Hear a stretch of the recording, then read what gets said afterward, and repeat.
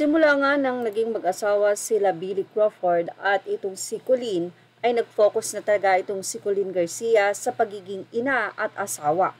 Kung saan marami nga ang nagsasabi na sayang ang karir ni Colleen dahil ito nga ay pabulusok na pero bigla nga itong nawala dahil nagpakasal siya kay Billy. Marami din na nagtatanong ngayon kung okay pa ba ang relasyon nila Billy at Colleen at sa katunayan may mga nagsasabi na hiwalay ng araw ang dalawa. Kaya naman hindi na nakatiis si Boy Abunda nang ma-interview ang asawa ni Billy Crawford na si Colleen Garcia sa Fast Talk kung totoo ba ang usap-usapan na magkahiwalay na nga sila ni Billy Crawford. Tinanong ni Boy Abunda si Colleen kung hiwalay na ba sila ni Billy.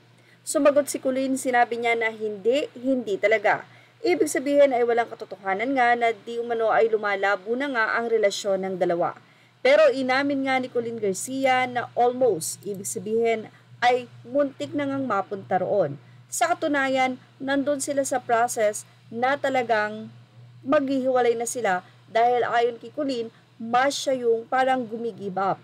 Pero pinipigil nga daw siya ni Billy at sinasabi na kaya natin to. Actually, hindi naman sa third party or whatever, siguro dahil daw doon sa buhay na parang nahihirapan si Colleen or mas mabilis siya na mag-give up.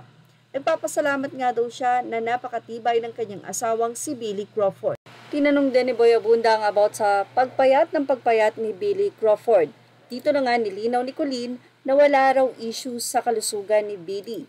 Sa katunayan, kung bakit pumapayat itong si Billy ay dahil napakadalas itong magpunta sa France at doon ay talagang nag-perform ito. Hindi hosting kundi performing talaga. Ibig sabihin ay araw-araw nga daw itong si Billy Crawford na halos nagsasayaw sa France. Kaya naman kahit sino ay papayat talaga. Yan ang paliwanag ni Colleen.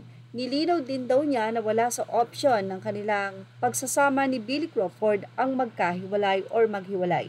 Dahil napakalaki ng pasasalamat niya at si Billy Crawford ay napakabuting asawa at ama.